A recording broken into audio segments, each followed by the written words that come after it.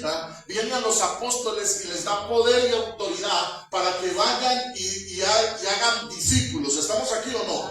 Y hacer discípulos a todas las naciones, dijo el Señor. Y dice a todas las naciones, bautizándoles en el nombre del Padre, del Hijo y del Espíritu Santo. Y aquí yo estoy con ustedes hasta el fin del siglo. ¿Estamos aquí o no? El Señor Jesús da un parámetro después de su resurrección y le da la autoridad a los discípulos. Dígale que está a su lado, ahí le hablan. Le da la autoridad a los discípulos para resucitar al que está muerto. ¿Estamos aquí o no, iglesia? Porque la Biblia dice que cuando usted y yo estamos en Cristo, estamos muertos. ¿Estamos aquí o no? Cuando una persona está andando en el mundo, Jesucristo dijo, son sepulcros blanqueados. Son personas que están andando, son muertes andando. Una persona sin el Señor Jesús es un muerto andante. Pero cuando viene el Señor Jesús a nuestras vidas, la Biblia dice que pasamos de muerte a vida. O sea que la verdadera resurrección, lo puedo decir, lo paso ahora, es cuando usted y yo recibimos al Señor Jesucristo como nuestro Señor y Salvador. A Él sea la gloria, a Él sea la honra. Él es nuestro Salvador, Él es la resurrección y la vida. Lo que estamos aquí en la iglesia. El detalle es, lo puedo decir, lo paso la hoja. El detalle es que la iglesia tradicional se quedó en la muerte natural de Cristo y se quedó en la resurrección natural de Cristo y no enseñan que lo que Cristo enseñó es que cuando lo recibimos a Él, la gente resucita. Hace 25 años yo resucité. ¿Hace cuántos años usted resucitó? Porque el detalle es que estábamos muertos. Y es por eso, lo puedo decir. Y es por eso que cuando estamos muertos, no nos damos cuenta que estamos muertos porque estamos muertos. No nos damos cuenta que nos predican a Cristo porque estamos muertos. No nos damos cuenta la bendición que Dios tiene para nosotros porque estamos muertos. No nos damos cuenta lo que desagrada a Dios porque estamos muertos. No nos damos cuenta que el licor, las drogas, la mentira y todo lo que desagrada a Dios nos aleja de Dios porque ya estamos lejos de Dios. ¿Por qué? Estamos muertos. Pero viene Cristo y nos da vida. Amén. Y pasamos de muerte a vida. Aleluya. Vamos a dar la gloria en el nombre de Jesús. ¿Para qué más predicación? Oremos. Dice así en el nombre del Padre, del Hijo, con la unción del Espíritu Santo. Evangelio de Lucas, capítulo 24. El primer día de la semana, muy de mañana, vinieron al sepulcro trayendo las especias aromáticas que habían preparado y algunas otras mujeres con ellas. Y hallaron removida la piedra del sepulcro, y entrando no hallaron al cuerpo del Señor Jesús. ¿Estamos aquí o no? Aconteció que estando ellas perplejas por ello, he aquí se pararon junto a ellos dos varones con vestiduras resplandecientes, y como tuvieron temor y bajaron el rostro a tierra, le dijeron: ¿por qué buscáis entre los muertos al que vive? Dígale que está a su lado, Él vive. No, pero dígalo creyendo, Él vive. ¿Por qué buscáis entre los muertos al que vive? No está aquí, sino que ha resucitado. ¿Cuánto se gozan? Acordaos de lo que os habló cuando estaba en Galilea, diciendo: es necesario que el Hijo del Hombre sea entregado en manos de hombres pecadores, que sea crucificado y resucite al tercer día. Aleluya. Entonces ellas se acordaron de sus palabras y volviendo al sepulcro dieron nuevas en todas estas cosas a los 11 y a todos los demás. Era María Magdalena y Juana y María madre de Jacobo y los demás con ellas, quienes dijeron estas cosas a los apóstoles. Mas ellos les parecía locura las palabras de ellas y no las creían. Dígale que está a su lado, ahí le hablan. Pero levantándose Pedro, como corrió al sepulcro, y cuando miró dentro vio los lienzos solos, y se fue a casa maravillándose de lo que había sucedido. Amén y amén. Me llama mucho la atención de Juan, no lo leí porque es más resumido. Lucas es un poquito más explícito en muchas de las historias de Jesús. Me fascina el Evangelio de Lucas por eso. Pero en el Evangelio de Juan, cuando el ángel se les presenta y les dice, ¿por qué buscan al que está vivo? Ve y dile a mis hermanos, ve y dile lo que él les dijo cuando estaban con ellos. Ve y dile que los está esperando, él va delante de ustedes, va para Galilea. Ve y dile a todos mis hermanos y dile también a Pedro. Porque Pedro en ese momento estaba pasando por momentos difíciles. Dígale que está a su lado, ahí le hablo. Momentos de angustia y desesperación, porque Pedro había acabado de pasar la negación. O sea, Pedro fue el último que vio la mirada de Jesús, esa mirada de muerte, esa mirada de tristeza, esa mirada de desconsuelo, y eso fue apoteósico para el apóstol Pedro. Yo quiero que usted y yo entremos un poco en la historia. Fueron 3 años y medio de compartir con una persona en la cual esa persona se volvió todo para ellos. Yo no sé si usted ha tenido una persona que es todo para usted. Estamos hablando de lo natural. Obviamente, pues si yo les pregunto, dice, para mí todo es Dios y aleluya. Pero muchos de nosotros tenemos personas aquí en la tierra que son todo para nosotros. Llámese el esposo, llámese un hijo, llámese un amigo, llámese una compañía, llámese alguien. Es una persona que se vuelve en todo, es nuestra compañía, es nuestra persona con la que compartimos, es nuestra aliciente en medio de la soledad. ¿Estamos aquí o no? Jesucristo se volvió para ellos todo. Se volvió esa compañía, se volvió ese apoyo, se volvió ese respaldo, se volvió ese proveedor. Porque incluso cuando tenían hambre, Jesucristo Gracias, hermano.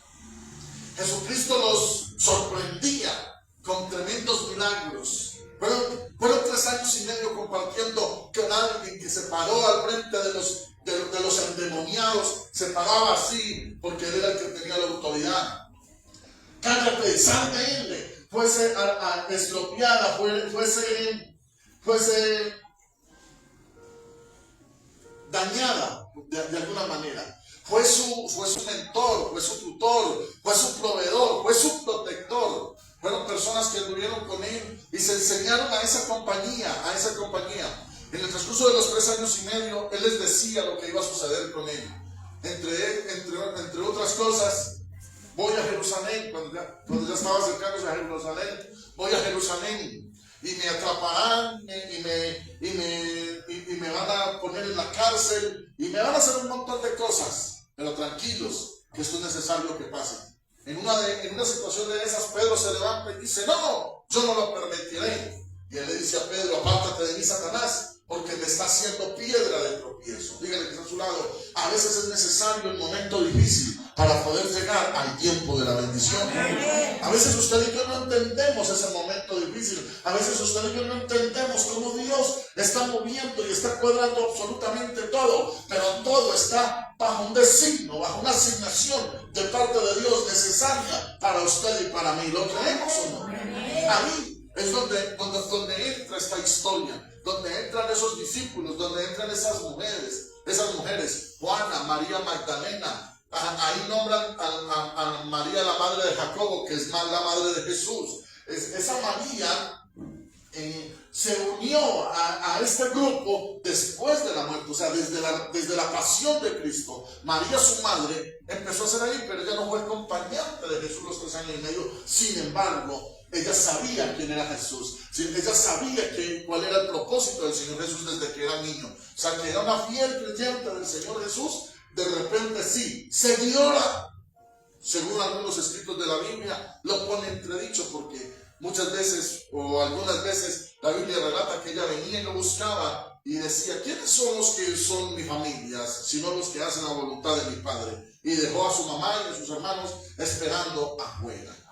Y bueno, los eruditos y las historias cuentan que sus hermanos no lo siguieron, solamente Jacobo, pero que es el apóstol Santiago, pero sus hermanos no lo siguieron, sino hasta Hechos, hasta que los apóstoles, hasta la venida del Espíritu Santo, y se dieron cuenta de todas las situaciones. O sea que fue tremendo. Por eso él allá en el Evangelio de Marcos, en el Evangelio de Lucas, dice, no hay profeta sin honra, sino en su propia tierra, porque sus propios hermanos se venían en contra de él. El detalle es, amado hermano, que él vivió 3 años y medio, porque empezamos a a pegarnos los unos de los otros. Esa fue la amistad del Señor Jesucristo con sus discípulos, con estas mujeres, con Juana. Juana era una mujer que era esposa de una persona importante que trabajaba con Herodes. Y Juana no podía seguirlo constantemente, pero Juana venía de vez en cuando y daba sus aportes al ministerio de Jesús. Una mujer rica, influyente en aquella época. Y ahí es donde se levanta este grupo de mujeres servidoras, este grupo de personas que están pendientes, este grupo de personas que en este momento están sufriendo porque no solo lo apresaron, sino que ya está muerto la persona que para ellos fue importante durante 3 años y medio. Otra de las cosas, perplejos. Porque ellos creían que Él iba a ser el Salvador. Ellos habían aprendido a creer que Él iba a ser el Salvador. Que de la manera que estaban haciendo la tarea, iban a suplir la necesidad de un pueblo. Que un día todo el pueblo iba a creer en Él. Y que iban a salir de la subyugación romana. Pero ellos no lo podían entender. ¿Quién quiere saber por qué? Porque veían a Jesús como la persona humana. Cuando ellos caminaban con Jesús, lo veían como la persona humana. Ellos todavía no habían entendido quién era Jesús. Nadie podía entender quién era Jesús. Por eso en el Evangelio de Juan, cuando Él les dice, yo me voy y donde yo voy ustedes no pueden ir y tampoco saben a dónde voy, pero os conviene que yo me vaya. Porque Él les hablaba por códigos, Él les hablaba por unas palabras que la gente del entonces y el equipo que lo seguía no estaban en capacidad de entender. Dígale que está a su lado, ahí le hablan. A veces Dios nos está hablando, pero todavía no tenemos la capacidad de entender, porque el lenguaje de Dios es angelical. ¿Usted está aquí o no? Y para usted y yo entenderlo, tenemos que entrar en lo sobrenatural de Dios. Tenemos que entrar en la dimensión que Dios quiere que usted y yo entremos. ¿Estamos aquí o no, iglesia? Para que podamos entrar en ese kairos de la presencia de Dios. Ellos no lo entendían. Él les hablaba de muerte, Él les hablaba de pasión, Él les hablaba de que tenían que ser castigados y no lo entendían. Incluso el mismo Jesús allí en el huerto de Getsemaní se arrodilla y sabiendo lo que le viene encima, que está a horas, está a minutos, que ya siente los pasos del ejército de los sacerdotes, de toda esta gente que vienen a Él con palos y armas para llevárselo preso. Él está orando y está diciendo, Señor, pasa de mí esta copa, Padre, pasa de mí esta copa. Él mismo sintió miedo, dígale que está a su lado, porque era humano. Él mismo sintió miedo, él mismo sintió angustia, él mismo sintió que él moría ahí. El detalle es que la Biblia dice que habían legiones, enseña. Habían legiones de ángeles listos para esperar la orden de Jesús. Pastor, ¿de dónde saca eso? Cuando Herodes lo está entrevistando, él dice, si yo hablo en este momento, hay legiones de ángeles en los cielos para venir y pelear conmigo, por mí, porque mi reino no es de este mundo. Habían legiones de ángeles esperando la orden con sus espadas desenvainadas por si de pronto Jesús se iba a arrepentir. Dígale que está a su lado, también tenía derecho. Me dice mi hermana Gloria ayer, cuando yo la visito y le digo por qué no pude estar este fin de semana compartiendo con ellos en ese dolor tan grande que ellos están viviendo, lo cual admiro y respeto. El estar aquí adorando y cantando, eso es de valientes, mi hermana Gloria, es de valientes, mi lady, es de valientes, Judy, está ahí. Eso solamente lo hace gente que ama la obra y ama al Señor Jesús. Pero ella me decía ayer, pastor, usted también tiene derecho a descansar y a reposar. Sí, pero también sentí cierta frustración en no poder estar ahí. También sentí cierta frustración en no estar ahí. Yo les voy a decir, Jesús tenía derecho a decir no. Jesús tenía derecho a arrepentirse y decir, yo no tengo por qué morir por ellos. Años atrás, cientos de años atrás, en alguna parte del universo había una mesa redonda. Y estaba sentado el Padre con el Hijo y el Espíritu Santo. Y el padre estaba exponiendo un problema a su gran junta directiva del cielo, diciéndole: Señor, estamos aquí y estoy planeando qué hacer con la humanidad, ya no sé qué hacer. A lo que Jesús, esto no es bíblico, esto simplemente es una parábola. A lo que Jesús dice: ¿qué está pasando, Padre mío? La humanidad, lo que creamos. Ellos todavía no entienden el propósito por el cual fueron creados y se están perdiendo, se están yendo a una eternidad. Están lejos de nosotros, no han entendido el verdadero propósito. Y Jesús dice: ¿pero por qué? ¿Y acaso no les mandan los profetas? Sí, nacimos en una familia normal, pero vimos el sueño de Dios. Nacimos con un propósito de romper los paradigmas en estos tiempos y de hablarle a una generación que Jesucristo es la resurrección. Amén. ¿Aló? Amén. Y Cristo viene y nace en una familia normal, clase media baja. Desde niño humillado, tal vez faltándole muchas cosas, porque tenía que ser entrenado. Dígale que está a su lado: entrenado. Si nosotros desde niños nos ha faltado algo, es porque necesitamos ser entrenados, porque la obra necesita valientes. Dígale que está a su lado: ahí le hablan. La obra no necesita gente facilista. La obra necesita gente que quiera ir, gente que quiera mojarse, gente que quiera entrar, gente que quiera saber que lo van a humillar, que lo van a despreciar, que lo van a rechazar, pero que lo vamos a hacer por causa de la obra. Amén. ¿Aló? Eso es lo que necesita el Señor Jesús. Y él es entrenado desde niño y llega a los 30. Y llegó el tiempo de su ministerio. Hasta los 30 fue una persona humana. Según dicen los eruditos, fue ayudante de su padre José en el taller de carpintería. Seguramente hacía mesas y sillas, seguramente hacía trabajos de madera muy lindos, muy hermosos. Seguramente Jesús aprendió el oficio, porque era una persona normal. Hasta que el Señor le hizo el llamado y viene al río Jordán. Y cuando viene al río Jordán, entonces desciende a las aguas. Y cuando desciende a las aguas, el Espíritu de Dios se da cuenta que es el tiempo donde Jesucristo lo necesita. Dice: ya es el tiempo. Y ahí es donde el Espíritu de Dios desciende y empiezan a hacer un equipo. Un equipo por las almas. Dígale por su lado: por su vida, por la mía, por nuestras familias. El primer equipo que se construyó en el universo para salvar fue el Padre, el Hijo y el Espíritu Santo. Y Jesús y el Espíritu Santo estuvieron aquí en la tierra y hicieron lo que tuvieron que hacer para ir por usted y por mí. Amén. Y empezaron su ministerio. Y en ese ministerio adquirieron a unas cuantas personas para entrenarlos, para mostrarles, para decirles a qué habían sido llamados, para darles ejemplo. Jesús vino al Jordán, Jesús creció en medio de una familia, Jesús sufrió, fue humillado, sintió hambre, para darnos ejemplo. Él no tenía por qué pasar esas situaciones. Él no tenía por qué nacer en una familia normal.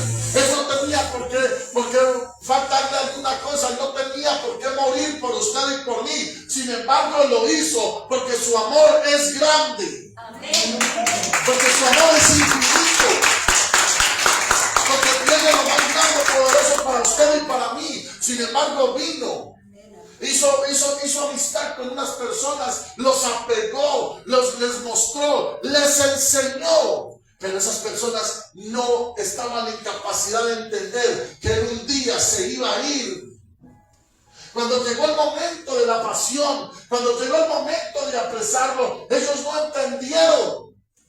¿Y ahora quién nos va a salvar? ¿Y ahora quién va a predicar? ¿Ahora quién va a echar fuera demonios? Porque ya habían pasado experiencias donde ellos no habían podido con demonios, donde ellos no habían podido sanar. Ya habían pasado experiencias donde en mitad del mar la barca estaba a punto de hundirse y ellos, muertos de miedo, clamaron a Jesús. Pero ahora apresaron a Jesús. ¿A quién vamos a clamar? Fueron personas que en este momento se quedaron su lado, la soledad hace parte del proceso de Dios para llevarnos al nivel que Dios quiere tener. Se quedaron solas, se quedaron sin respaldo, se quedaron sin quien frentear a los demonios, sin quien le hablar a los entendidos, porque la sabiduría de Jesús nadie la tenía. Pero en este momento estamos pasando por un momento difícil. Lo crucificaron, no había nada que hacer. Lo crucificaron. Y ellos no entendían por qué lo habían crucificado. Hasta ese momento ellos todavía no sabían, no entendían qué estaba pasando. No entendían por qué Jesús, que solo predicaba amor y reconciliación, tenía que ser muerto. Esto parece una película donde yo puedo cambiar la historia. Porque los buenos no siempre ganan. Porque aquí Jesús era el bueno y fue el que perdió. Ojo con lo que estoy haciendo en las manos para que luego no digan, oye, me alegría, ¿no? Fue el que perdió para el mundo y perdió para Satanás, pero ganó para Dios y ganó para nosotros. Porque cuando Él muere, fueron 3 días de angustia total. Mire, la Biblia dice que ellos esperaron que fuera el primer día de la semana. El día sábado no podía salir nadie de su casa por causa del sabbat. Ellos estaban sumergidos en su tradición y no podía salir nadie por causa del sabbat. Pero el domingo, el primer día de la mañana, fueron corriendo. No a cerciorarse de que había resucitado. No. Ellos creían que estaba muerto.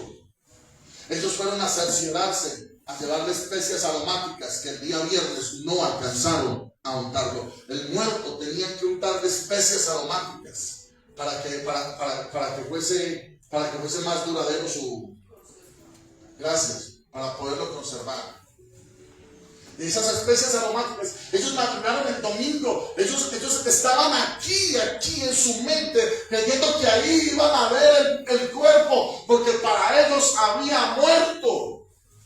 No estaban en capacidad de entender que era necesario que Jesucristo llegara a la cruz y llegara a la tumba para resucitar. Ellos no estaban en esa capacidad. Ellos creían que lo iban a ver ahí muerto. Y cuando llegaron y encontraron la tumba vacía, la Biblia dice, se quedaron perplejos, atónitos. ¿Saben qué es eso? Confundidos. Se robaron el cuerpo. ¿Qué pasó con mi Señor? En una de las versiones, cuando el ángel le está hablando a las mujeres, María dice, Señor, díganos a dónde se lo han llevado. Porque ellos creían que estaba muerto. Ellos creían que había perdido el ser querido. Ellos creían que ya no había nada que hacer. Pero no entendieron que era lo que Jesucristo tenía que hacer para poder darles la autoridad a ellos. Os conviene que yo me vaya. ¿Y cómo se va a ir? ¿Y acaso Jesucristo, yo les pregunto, iglesia, no tenía la suficiente autoridad y poder para haber ascendido al cielo y no pasar la cruz? Amén. ¿Cuál era el problema de decirle, me fui? Suerte es que les digo. Y que en ese momento ascendiera. O sea, les dejo la cruz ahí a unos cuantos. Hubiera podido hacerlo, pero Él tenía que pasar la cruz por amor a nosotros, por amor a nuestras familias. Él tenía que pasar la cruz, porque si no pasaba la cruz, no iba a haber resurrección.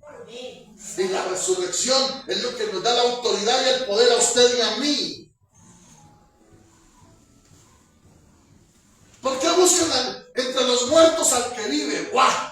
Eso sí es una palabra. ¿Qué hacen aquí? ¿Por qué buscan entre los muertos al que vive? Señor, ¿qué está pasando? ¿Dónde está el cuerpo de mi Señor? Él vive. ¿No les dijo pues cuando estaban entre ustedes que era necesario que padeciera? que iba a ser entregado a los hombres, que iba a ser azotado. ¿No les dijo? Pues eso se ha cumplido y ahora ya es el tercer día, ha resucitado, va de camino a Galilea. Pedidle a mis hermanos que se vayan al encuentro, Él va delante de ustedes. ¡Wow! Y la Biblia dice que ellos fueron a correr, corrieron y le dijeron a los apóstoles, pero ellos no creían. Cualquier parecido con la realidad es pura coincidencia. Cuántas veces Dios nos habla y nos habla y nos habla y no creemos. Porque nosotros decimos creer, lo puedo decir o paso la hoja, pero no creemos. Decimos que somos gente de fe, pero para tener fe nos falta. Ellos decían creer en Jesús, decían creer en sus palabras y estaban allá llorando al que estaba muerto. No habían entendido que Él les dijo, en el tercer día resucitaré. No lo habían entendido. Es que no estamos llamados a entender. Dígale que está a su lado, sin más creer. Y entonces dice la Biblia, ahí miren el Evangelio de Lucas en el versículo 13. He aquí que dos de ellos iban el mismo día a una aldea llamada Emaús, que estaba a 70 estadios de Jerusalén. E iban hablando entre sí de todas aquellas cosas que habían acontecido. ¿Qué había acontecido? Lo del fin de semana, la pasión, la muerte, la cruz. Eso fue apoteósico. Estos dos estaban hablando de la muerte de Jesús. Estaban hablando como cuando usted y yo perdemos un ser querido y 2 o 3 días después todavía estamos recordando las cosas bonitas que hemos vivido con él. Eso estaban hablando ahí. E iban hablando entre sí de todas estas cosas que habían acontecido. Y sucedió que mientras hablaban y discutían entre sí, Jesús mismo se acercó y caminaba con ellos. Amén. Mas los ojos de ellos estaban vendados para que no le conociesen. Y les dijo, ¿qué pláticas son estas? ¿Y qué tenéis entre vosotros mientras camináis? ¿Por qué están tan tristes? Miren, había tristeza en ellos. ¿Quién me dice por qué? Porque creía que estaba muerto. Porque para ellos se había derrumbado su trono, se había derrumbado su posesión, se había derrumbado su propósito. 3 años y medio de enseñanza, 3 años y medio de entrenamiento habían quedado en el sepulcro. Ya no hay nada que hacer. Ellos estaban tristes. Respondiendo uno de ellos, que se llamaba Cleofas, le dijo, ¿eres tú el único forastero en Jerusalén que no ha sabido las cosas que en ella han acontecido en estos días? Entonces él les dijo, ¿y qué cosas? Y ellos le dijeron, de Jesús Nazareno, que fue varón profeta. Mira lo que ellos tenían de él. Fue varón profeta, poderoso en obra y en palabra delante de Dios y de todo el pueblo. Y cómo le entregaron a los principales sacerdotes y nuestros gobernantes a sentencia de muerte y le crucificaron. Pero nosotros esperábamos que él, óigalo bien, esperábamos. ¿En qué? En pasado. O sea, había una esperanza y en ese momento esa esperanza estaba muerta. Había una esperanza y esa esperanza en ese momento ya no había nada que hacer. ¿Cuántos ahí estaban esperando? No, pues nos tocó perdernos de Jerusalén porque nosotros, perdónenme la expresión, andando con este personaje 3 años y medio, nos pintamos. Aquí tenemos que echarnos a perder porque enemigo de lo que tenemos. Y ahí, ¿por qué? Porque ellos esperaban, ellos tenían una esperanza con él. Él se daba el respeto, él tenía sabiduría sobrehumana, él hablaba, mira lo que dicen ahí, palabra de parte de Dios. Ellos tenían un respaldo, pero ¿qué vamos a hacer si ya se fue? Esperábamos que él era el que había de redimir, o sea, esperábamos que él era el que había de redimir, o sea, de perdonar, el que había de traer al pueblo a Dios. Y ahora, además de todo esto, hoy ya es el tercer día que esto ha acontecido.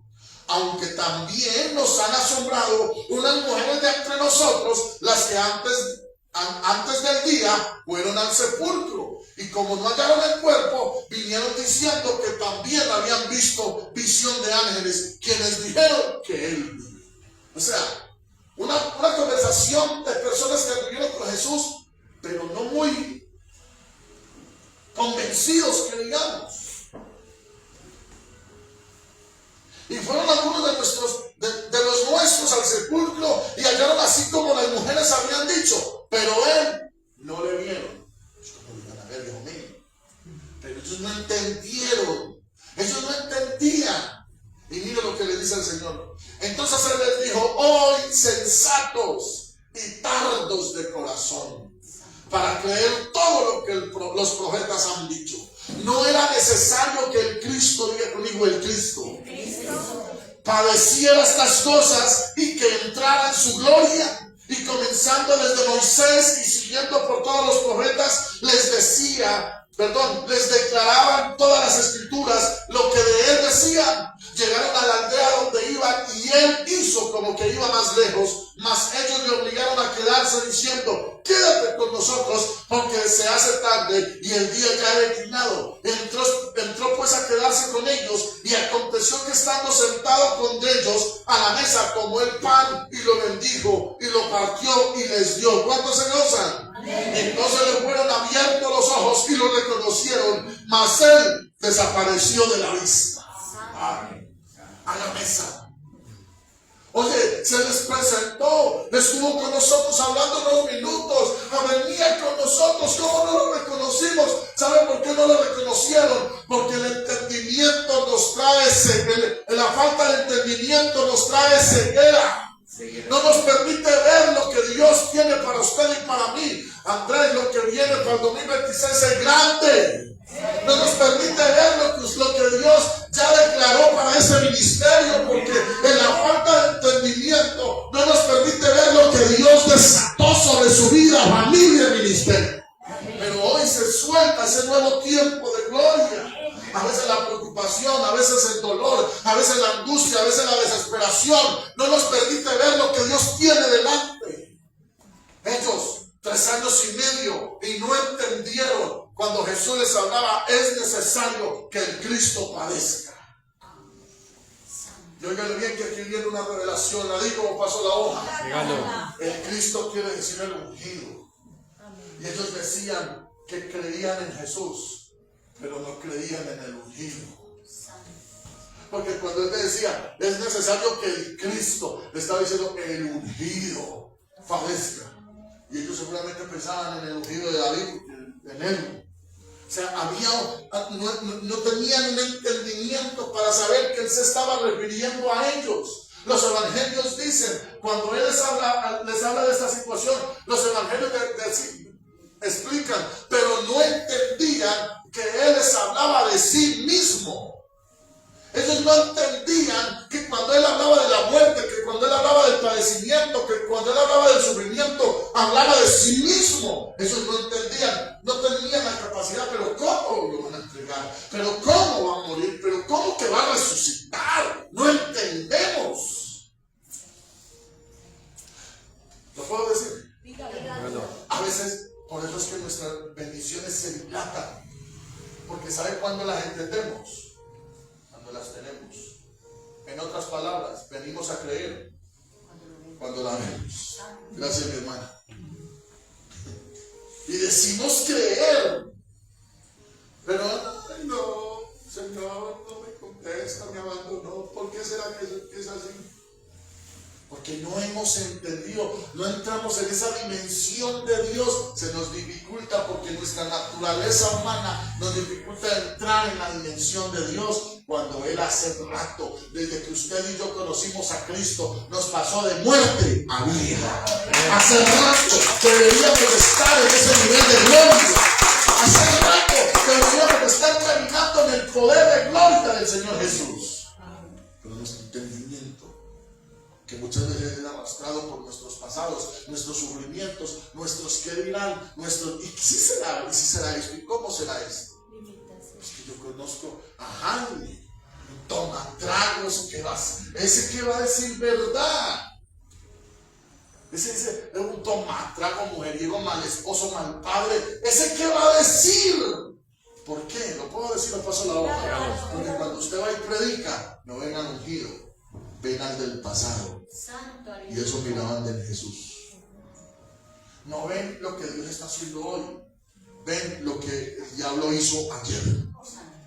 Y ahí es donde usted y yo, lo puedo decir, lo paso la hoja. A veces tenemos que escoger bien mi alianza. ¿Con quién me estoy sentando? ¿Con quién estoy hablando?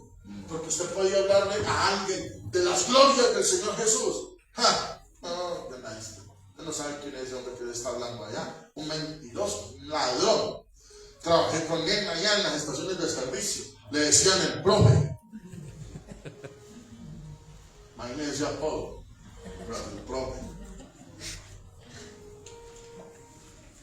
Entonces les cuento la historia de los hijos, les cuento no por orgullo, sino para que sepan de dónde vengo yo.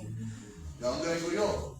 Y ellos son muertos de la risa. Hoy, papá, les conté una historia de lo que hice una vez en Semana Santa, en un Viernes Santo.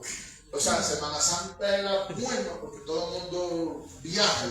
Y pues yo viajé este fin de semana y yo decía, Señor amado, iba a pensar yo que 15, 20 años después estaba yo dando el palo. Entonces, y en la Semana Santa era bien, eso era un Viernes Santo en el año 97, 98. Era un día de 250 o 300 mil pesos, porque eso era así. Y eso, el Roberto era a 2 manos. Y yo le decía a mis hijos que una vez me estripé con un señor. O sea, no siempre uno goleaba, no faltaba el que era más vivo que uno. Y oye, hermano, usted me robó. Y era un Viernes Santo. Y yo, ay, santo el Señor, ¿cómo así que yo lo robé? Si usted me robó la máquina peso tanto, uy, que Dios lo haya perdonado. Señor, usted no sabe que hoy es Viernes Santo. Uy, qué pena, amigo. Usted no me está juzgando a mí, usted está juzgando al de arriba. Conchudez como esas era lo que yo hacía en aquel tiempo. Y la gente que me conoció en aquel tiempo, mis amigos, algunos me han creído, pero otros todavía ven ese tiempo. Otros todavía ven ese tiempo. Entonces, cuando usted vaya a predicar a alguien, no están viendo el ungido de hoy, lo que Dios hizo hoy, están viendo lo del pasado. ¿Y qué es eso? O sea, ¿y este día dónde sale con ese cuento? Si yo tomé trago, si yo mentí, si yo me le volví a la esposa con él, si yo tal cosa, si yo robé, si él me hizo el campanero mientras que yo robaba. Bueno, qué sé yo. Yo que voy a saber cuáles son las historias. Pero todos aquí tenemos historia. Amén. ¿Aló? Amén. No soy el único que tengo historia. No, amén. Todos tenemos historia. Amén. Todos. Mi hermana, por ejemplo, no la podían mirar ya porque sacaba la rula. ¿Cómo se llama eso? La rula. El machete. Eso. La manzana. Ella contestaba era con ella en la mano y hágale pues. Imagínate, si yo le recibo a la hermana, ¿qué me vas a decir, hermana? Si usted es la que saca machete, sácala. Sacaba la de Ahora saca la unción para liberar. Cosas muy sanas, así como ustedes la vieron toda la vida. Pues. Ahí lo más de que decir por otra vez es lo chiquita brava, porque es que las chiquitas salen bravas. Lo templadita que es que, el Señor, eso nos ha servido para que el matrimonio sea ahí, persistente, lo templadita que, porque donde no sea templada, hay mucho, no sabe dónde estuviera. Pero el tema es, mi esposa se lamentaba en un tiempo porque decía, yo no tengo testimonio, fuerte.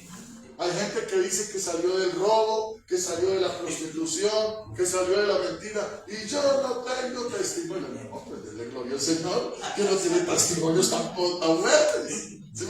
Mis hijos también me lo dicen. No, papá, yo quisiera tener testimonio. Denle gloria al Señor, que no tiene testimonios de cantinas, de bares, de robo. ¿Sí me van a entender? O sea, eso a mí no me hace orgulloso, pero lo cuento para que ustedes sepan de dónde me trajo el Señor.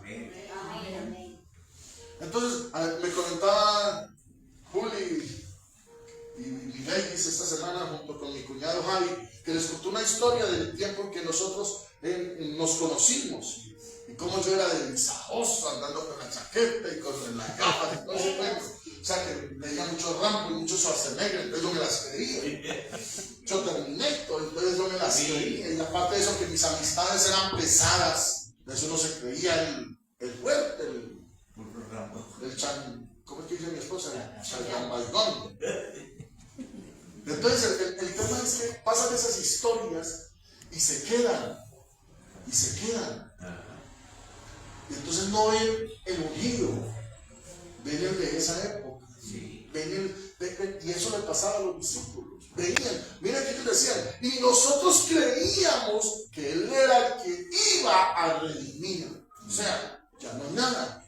Y el Señor viene y le dice, insensatos. Y les declara la palabra desde Moisés y por todos los profetas de lo que hablan de Él. Les está diciendo quién era Él. ¿Quién era Él? El Cristo, el ungido, el escogido de parte de Dios.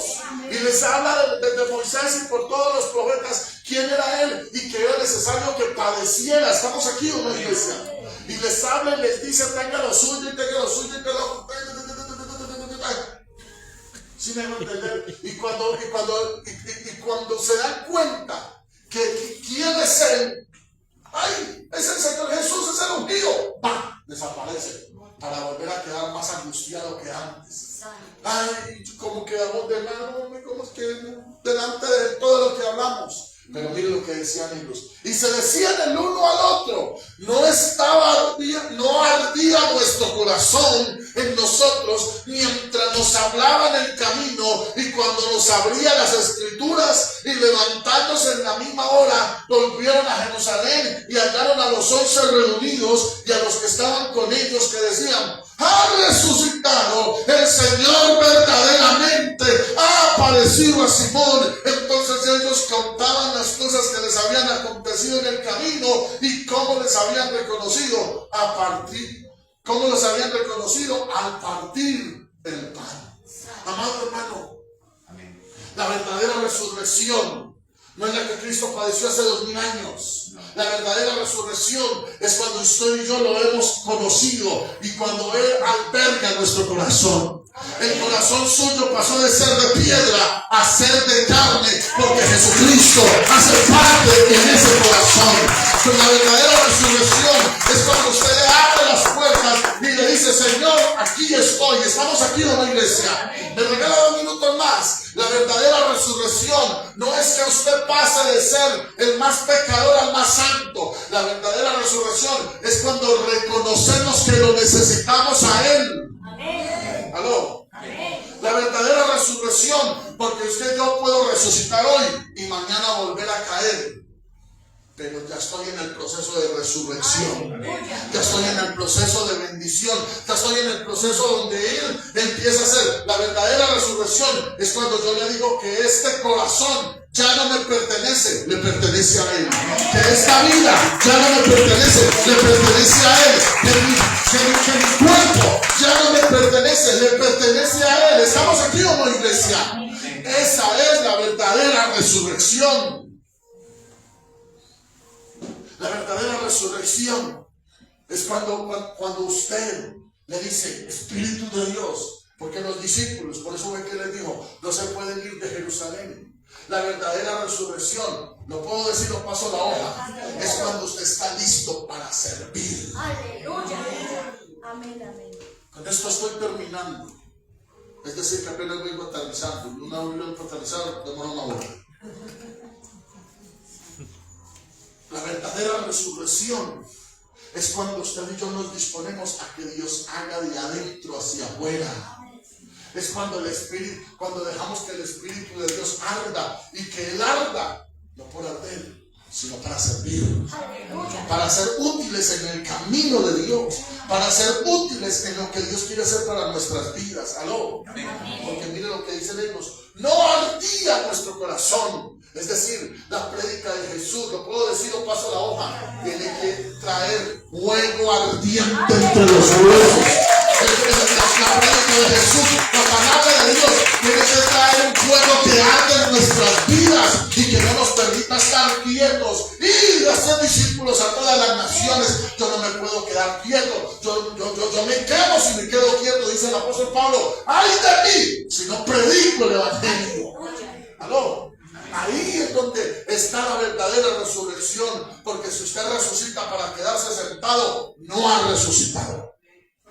Si nosotros resucitamos para quedarnos quietos, no hemos resucitado. Usted y yo lo puedo decir, o paso la hoja. Tenemos propósito. Tenemos propósito. Tenemos llamado. ¿Aló? Tenemos llamado. ¿Lo creemos o no? Y ese llamado es a servir. Y cuando usted está listo para servir, deja que el Espíritu de Dios haga lo que tenga que hacer en sus vidas. Amén. Vamos a ponerlo de pie.